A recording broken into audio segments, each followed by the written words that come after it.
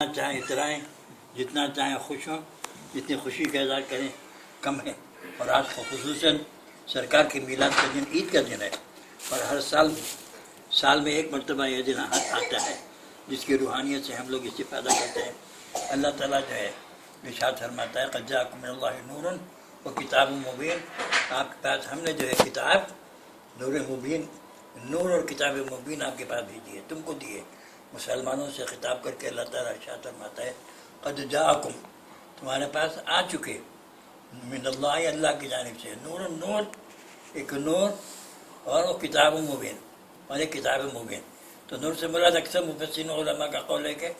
نور سے مراد حضور اکرم صلی اللہ علیہ وسلم کی ذات بابرکت ہے، اور کتاب سے مراد، کتاب مبین سے مراد قرآن کریم ہے۔ دونوں ایک ساتھ نہیں ہو سکتے کہ نور بھی قرآن ہو، قرآن بھی نور ہو۔ اور اس میں کوئی شک نہیں ہے کہ سرکار دو عالم صلی اللہ علیہ وسلم کی ذات بھی سرتاپا نور ہے، اور کتاب مبین قرآن پاک بھی سرتاپا نور ہے۔ سرکار کو نور اس لیے فرمایا کہ اللہ تعالیٰ نے سب سے پہلی چیز جو اپنی قدرت کاملہ سے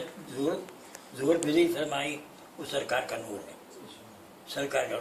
خود سرکار فرماتے ہیں کہ اول ما خلق اللہ نوری، سب سے پہلے اللہ تعالیٰ نے میرے نور کو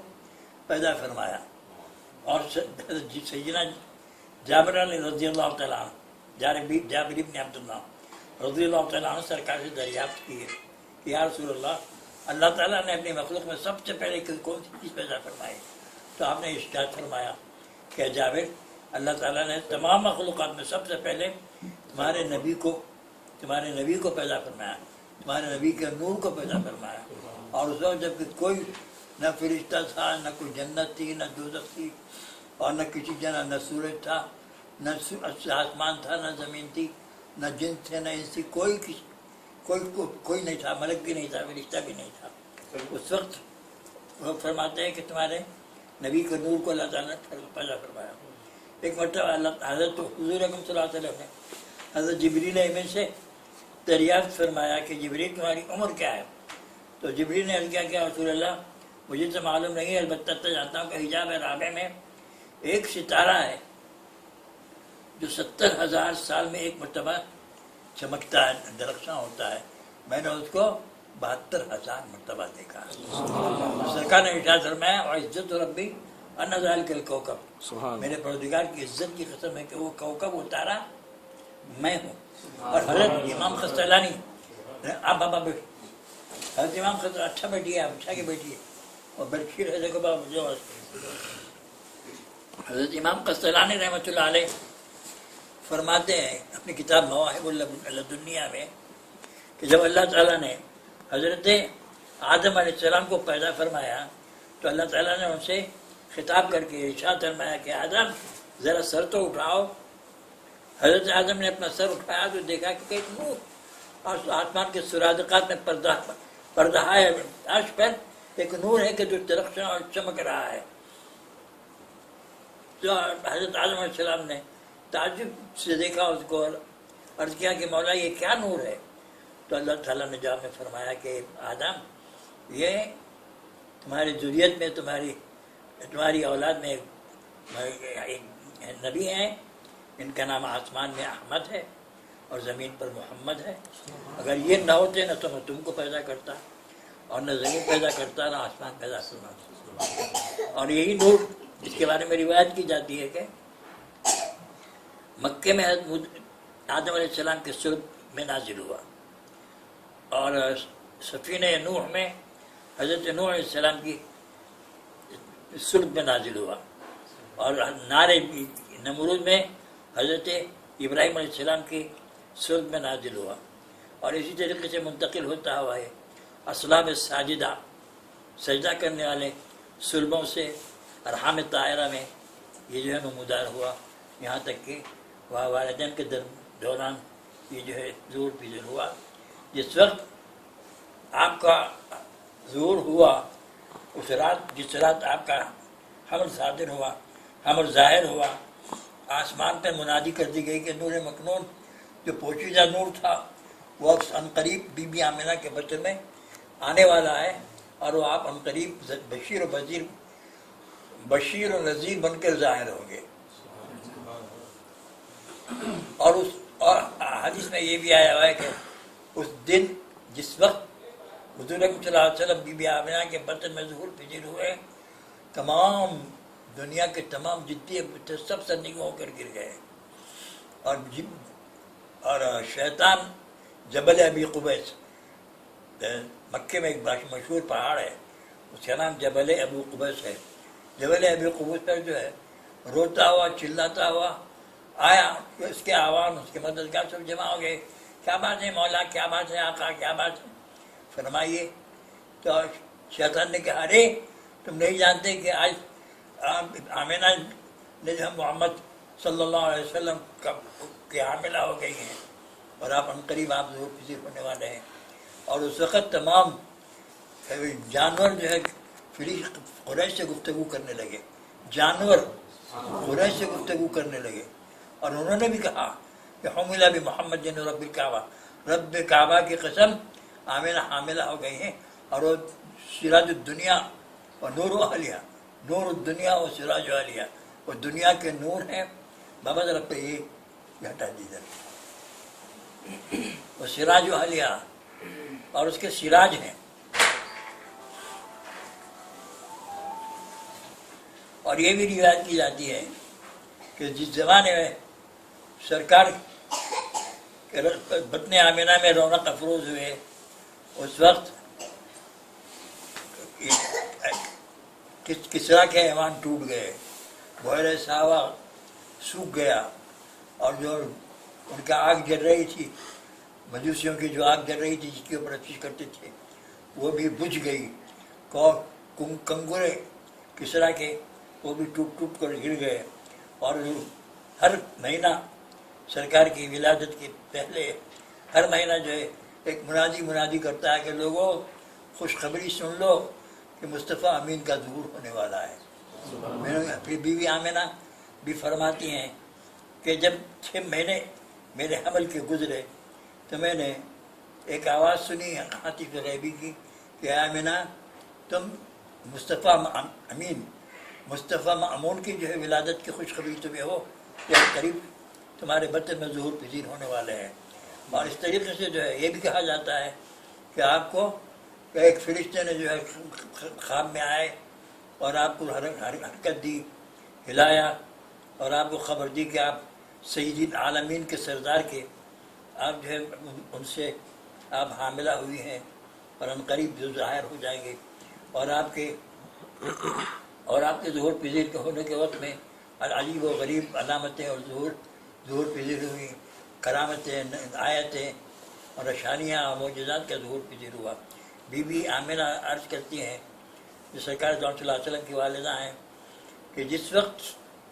سرکار کی ولادت ہوئی اس رات، وہ رات پوری کامل چودھنے کی تھی، چودھنے کا چاند چھٹک رہا تھا، تاریکی کا بالکل نام و نشان نہیں تھا. اور عبدالمطلب اپنی اولاد کے ساتھ سب کے سب کعبے کے طواف کے لیے گئے ہوئے تھے، اور میں تنہا تھی. تنہائی کی وجہ سے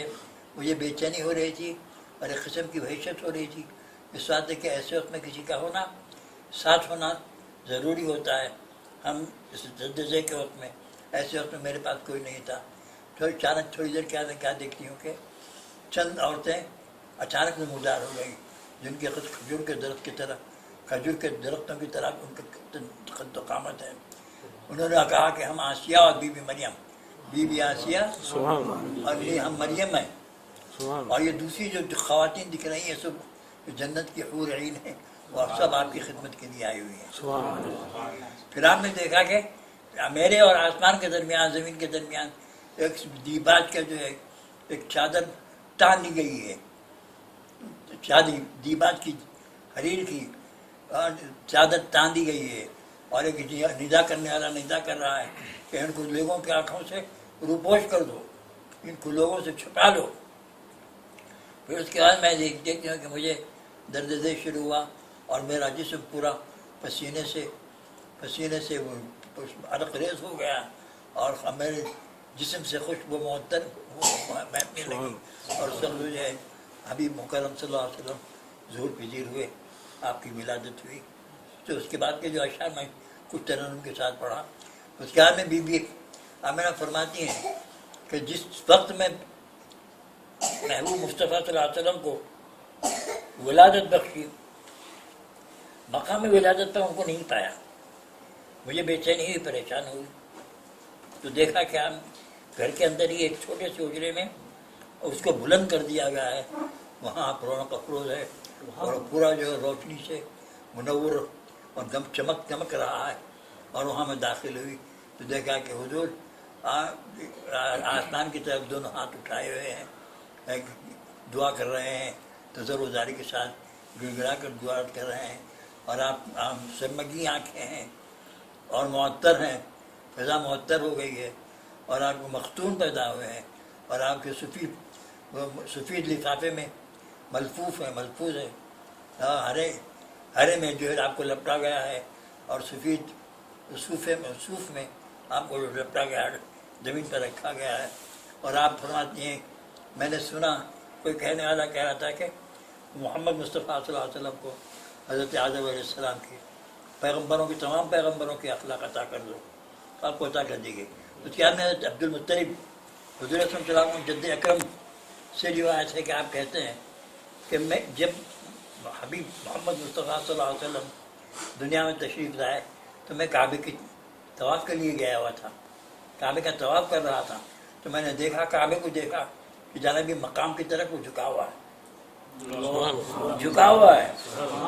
اور بہت ہی فصیح و بلیغ تکبیر کی فصاحت و بلاغت کے ساتھ تکبیر تحلیل پڑھ رہا ہے۔ پھر تھوڑی دیر کیا میں وہ کعبہ شریف کھڑا ہوا اور اس نے اپنے زبان حال سے کہنے لگا الحمدللہ الذی فضلنی علی کثیر من الامکنہ، کہ تمام دنیا کی تمام جگہوں سے اللہ تعالیٰ نے مجھے منتخب کر لیا، میرے مقام کو، میری جگہ کو منتخب کر دیا، مجھے مصطفیٰ محمد صلی اللہ علیہ وسلم کی خدمت میں محنت کی وجہ سے، آپ کی برکت کی وجہ سے۔ اور اس کے بعد تمام کے تمام ارکان، کعبے کے ارکان جو رکن، ہر رکن ایک دوسرے کو بشارت دینے لگا، مبارک ہو مبارک ہو مبارک ہو مبارک ہو، ہر ایک جو ہے خوشخبری سنانے لگا۔ اس کے بعد میں جب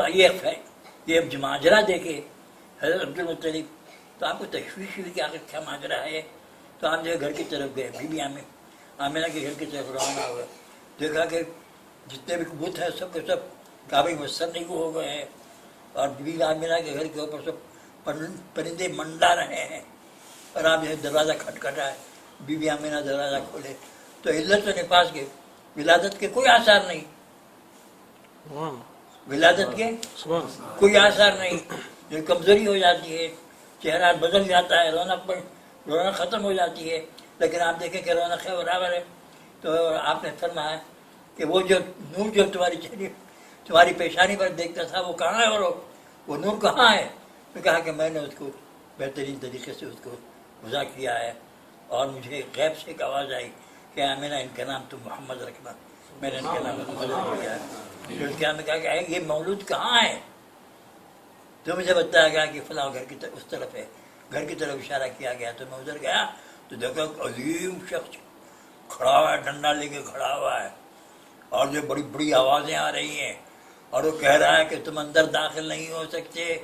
3 روز تک فرشتے ان کی زیارت کرتے رہیں گے۔ نعرہ تکبیر، نعرہ تکبیر۔ 3 روز تک فرشتے ان کی زیارت کرتے رہیں گے، اس کے بعد کہیں تم کو زیارت کا شرف حاصل ہوگا۔ اللہ تعالیٰ قبول فرمائے، اللہ تعالیٰ ہماری جتنی بھی بیماریاں ہیں ان بیماریوں کو ہم سے دور فرما دیں۔ اللہم اشفنی وعافنی واعف عنی واصلحنی وارحمنی بجاہ نبیک المصطفیٰ